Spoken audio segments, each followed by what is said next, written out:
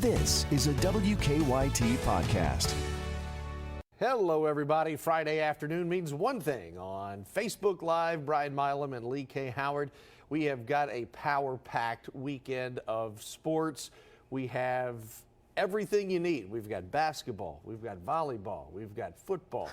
Unfortunately, we don't have any baseball, but that's beside the point. But a huge week last night. Big news for the football Wildcats. Joey Gatewood comes to Kentucky, and you know we've heard for the last 6 weeks or so Kentucky is in the running, could be a possibility. But man, when you're getting Cam Newton-like comparisons coming out of high school, that's not normal. Well, it kind of tells you, Brian, where the Kentucky football program is at this point, where a former Auburn quarterback would consider the Kentucky Wildcats as a possible landing spot as a transfer.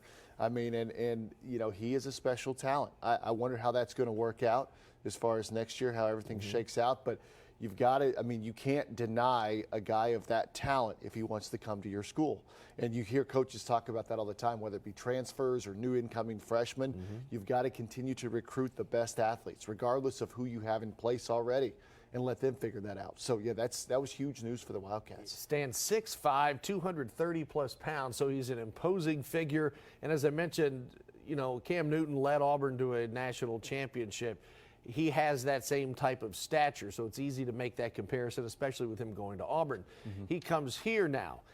Will he be eligible? What will be the parameters of his transferring? Because as we've seen now, Terry Wilson is going to take a while to recuperate from his injury. You have Bo Allen coming in, who's a complete opposite style quarterback. Right. You've got Sawyer Smith, who has been banged up, who, when he is on, can be productive. So you've got a motley mix of athleticism and different styles of quarterback play. And I think Mark Stoops, and he has said this, but I think one of the things that he learned and the coaching staff learned this year is you can never be too deep in that quarterback position. That's right. That quarterback room, although usually one of them, and hopefully for most teams, only one of them plays all season long, that doesn't mean that you shouldn't have a stack of them in that room to help you out. Now, what's happened now in modern college football is you've got to convince the second and third and fourth string guys to stay with the program, because that's become, as you see with this guy Gatewood, that's become kind of the thing. If I'm not going to play at the quarterback position, I'm going to go find somewhere else to play. And that can be a whole nother discussion for another day. I see that side of it some. But at the same time, point being, you've got to keep several guys in that room so that if one of them goes down with an injury, another guy can step right in. Especially when you are a dual threat position. And if you're a drop back quarterback, let's say like Tim Couch, because Gatewood is being compared to Couch in this instance only, he's the highest rated player, quarterback, to come to Kentucky since Tim Couch. So there's that element to it. But you don't see passing quarterbacks, unless they get sacked, blindsided, go down too often. Right. But as the dual threat, that threat is there of an injury. And just with running backs, offensive linemen, you are literally in football one play away from being thrust into the mix. So a huge get for the Wildcats. And if he is eligible to play next year, you've got Terry and you've got Gatewood. Man, that's a heck of a duo. It really is. And, of course, this year you've had Lynn, and what Lynn did last week against Louisville was unbelievable, what he was able to do. And now the Cats are just about to find out that bowl destination. Exactly, and that's the other part of Sunday. When we figure out who's winning all of these conference championship games, we will know where the Wildcats will be heading for their bowl game. There has been a massive amount of speculation. Yes, it's going to be the Belk Bowl. It's going to be Music City. It's going to be here. It's going to be in Florida. And I think if you liked what happened last year in the Citrus Bowl and you enjoyed going to the Tax Slayer Bowl, I have a great hunch you're going to be going back to Florida unless something really weird happens during the championship game. I think there's the best scenario that will probably happen is the Gator Bowl. I think that's the most likely scenario, the Gator Bowl in Jacksonville. Yeah. But I think the next best is probably Charlotte. I think the Belk Bowl is a real possibility. I don't think that they're going to end up at the Tampa game. Which one is that? Is it the Tax Slayer? Well, you got the Tax Slayer, Gator Bowl, and the Outback I don't think Bowl. Kentucky ends up in the Outback. I don't think that happens. I think it's the Gator Bowl or the Belk Bowl, and the Music City Bowl as a long shot. Yeah. I think that's kind of where they are right now. And like you said, it does depend a little bit about these conference championship games. If there are some upsets, well, then, of course, that drops some of the other, like if Wisconsin beats Ohio State, for instance, tomorrow night, then that might drop some teams down and push Kentucky down to the Belk Bowl, for instance, in Charlotte. So this is a very important weekend for the Wildcats. I think Kentucky would love to see Georgia knock off LSU because that would keep Georgia in the Final Four mix. LSU's not going to go anywhere unless they get complete 75-0 or something weird. Kind of like when Wisconsin lost to Ohio State a few years ago, 50-0, and Ohio State went from like number 8 to number 4 and got into the mix. But if LSU beats Georgia, that puts Georgia out of the top 4, puts them back in to the big to the mix, to the big bowl mixer, and so that could and would push UK down a notch. Let's talk basketball for a second. Kentucky plays Fairleigh Dickinson tomorrow. The big news, though, yesterday, the Cats will play in London, England, against the Michigan Wolverines. That is next season, part of a 3-year contract, and this is a big deal. Yeah, I thought it was Laurel County. Yeah, you were talking about the other London. That's not the one you were talking about? No, we're not going to play this one at South or North Laurel. Okay. And anything like that, but if they did, that still would be kind of cool.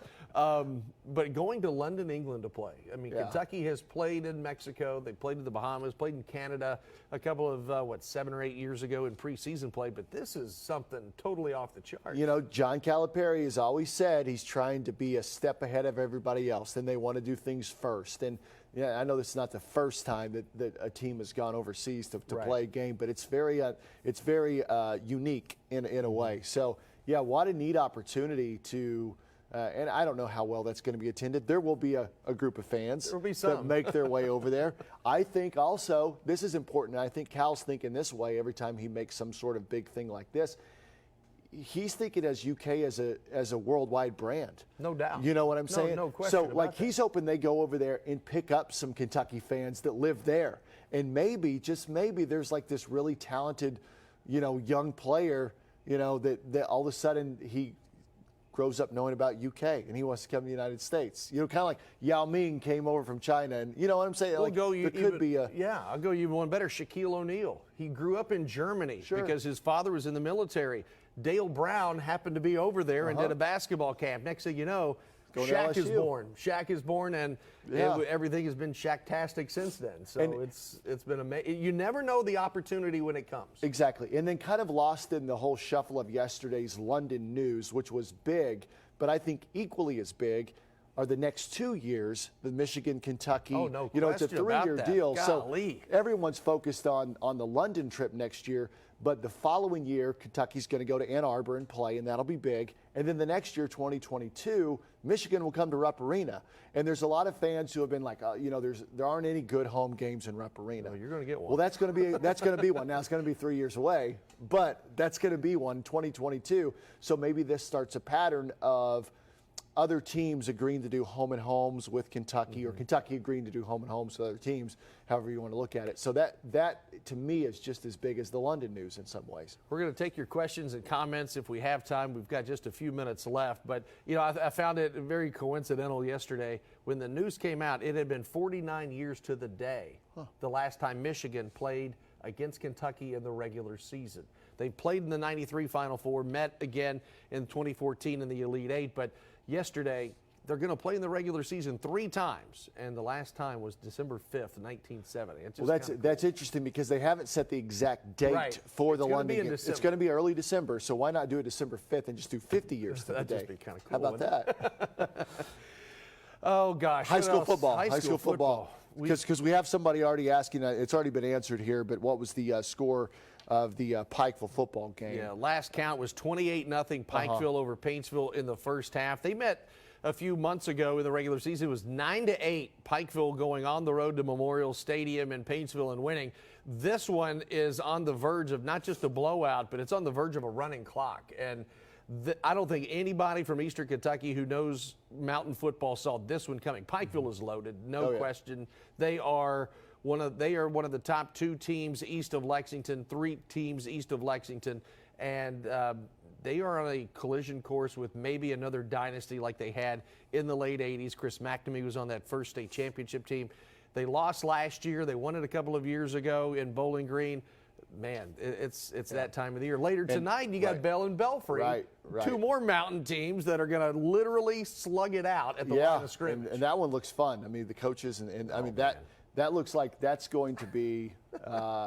I mean, that's going to be one for the mountains right there. 800. Dudley Hilton and Philip Haywood have 800. If my math's right, 851 wins between them. Yeah. And Dudley, if you remember, he lost 4 years. He had the mountain lead, the state lead over Haywood when he went to the University of Pikeville, stayed there 4 years, leaves after his son graduates, sits out a year, takes over Taylor County. So in many ways, he lost 5.5 years. Sure enough, he's about 50 wins behind Philip Haywood. And Dudley's never lost his state championship. One in 91, one in 97, 91 with Bell, 97 Bourbon, one in 08 with Bell. Philip Haywood has won, 5 or 6? They won 4 in a row. I mean, man, this has got a lot of storylines. Those are going to be good. And we're going to have highlights, by the way, of both of those games tonight at 11 o'clock on WKYT Game Time. And then tomorrow we've got 3 other big ones. More storylines, and those involve some of the central Kentucky area teams with Frederick Douglass, Boyle County, and Somerset. Yeah, so. and Douglas, we ran it last night, and you did the story, and I ran it, but Brian Landis and Eddie Evanston, college roommates, college teammates, won a national title together at Georgetown College, and now they're both undefeated. Somebody's going to win tomorrow. Yeah. A state championship, and for Brian Landis, if he was to win it, it would be his first.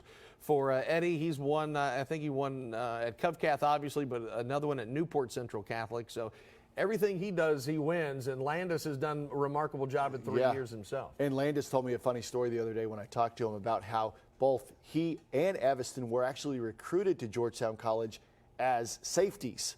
And Landis ultimately beat Evanston out at the safety position, and then he became the quarterback. And so he says he always tells Eddie that he needs to thank him for his quarterback stats because he beat him out at safety and allowed him to move to that position. So that's amazing. How about that? I'd rather have Evanston at quarterback than Landis at quarterback. Absolutely. But I'll take Landis on the defensive side. And what Douglas has been able to do in 3 seasons is remarkable for any program. So and then Boyle County, man, I mean, Chuck Smith has them rolling once again, undefeated. They won the thing 2 years ago, lost in the semifinal round a year ago, and they've got Johnson Central, Brian, a team that's going to try to run it right at you. I've always wondered, how do you stop a steamroller? If it rolls slow, it still chews up ground. Yeah. If it rolls fast, just get out of the way. And that's what Johnson Central has been for the majority of the last several years. This is their 5th straight state championship game, 1-3 in the other meetings. And then you've got Somerset, a team that's played more than 100 years of football. And of all the teams that are playing this weekend, I will privately but now openly tell you I am rooting for Somerset. Just between you and them. Just like that Connie Chung thing. Just between you and me. You can tell me. But they have been playing football for more than 100 years. 0-5 in state championship games. Robbie Lucas has taken his team to the state championship game now twice. First one was 10 years ago. He's won 7 region championships in a decade. It is their time. They've had some other things happen during the season with some friends of mine on the team, coaches who lost loved ones. It's just that moment. The stars have aligned. It seems like and I just hope. But they take on a Mayfield team that's won a dozen state championships themselves. So it is David versus Goliath in that aspect of title versus title. It's 12 against none. But let's hope for at least our sake. Come on, Somerset. And I heard Robbie Lucas isn't going to shave that beard until they win a state title. Is that true? Or did I just make that up? Robbie, man, I just made that up. Let's hope. I will bring the razor tonight or tomorrow. Say that, I'll bring the razor tomorrow about 4 p.m. and that'll get it done. And then Sunday, one other game, the 6A state title. Yeah, you got game. Male and Trinity. Trinity. And when you think of those 2 names, the best 2 programs in Louisville, but you go back to 2002, 59-56, Trinity beats Male. There was only 1 turnover in the game. That was on the last drive that Male had. Michael Bush launches from about the 25, and it's intercepted at about the goal line. I mean, he went for it all and threw a 75-yard bomb, and it got picked off. Brian Brom went on to the NFL. Michael Bush, NFL, considered the greatest game ever. It was the final game at Old Cardinal Stadium, which has now been destroyed. So you've got those 2 teams. Man, there are storylines, and maybe the RPI does work in this situation. Yeah. It gave us terrible regional championship games. But it gave us some really good championship games. Gave us other notable matchups on the backside of that. So that's pretty cool. Don't forget about the volleyball Wildcats. Yes. 3-time SEC champion, 3 in a row. They are at home tonight against SEMO. If they win, they play Northern Kentucky or Michigan. And Craig Skinner, I've thought of all of the coaches at Kentucky, no matter the sport, I thought Craig Skinner and Rachel Lawson have done the best job of anybody, consistently building a program from almost nothing. Yes. And taking them to deep runs in the postseason. Absolutely. Mark Stoops gets a lot of credit for that, for doing for football, but the way that those two coaches you just mentioned, Skinner and Lawson, took over their respective programs and brought them to where they are is unbelievable. First round of the NCAA volleyball tournament. So tonight, if you want to go over to Memorial Coliseum, that'd be a good place to stay inside and stay warm and watch some really good volleyball. No doubt about it. We will be back here with you tonight at 11 o'clock, 11:20-ish or so for game time. Until then, for Lee K. Howard, I'm Brian Milam. We will see you then.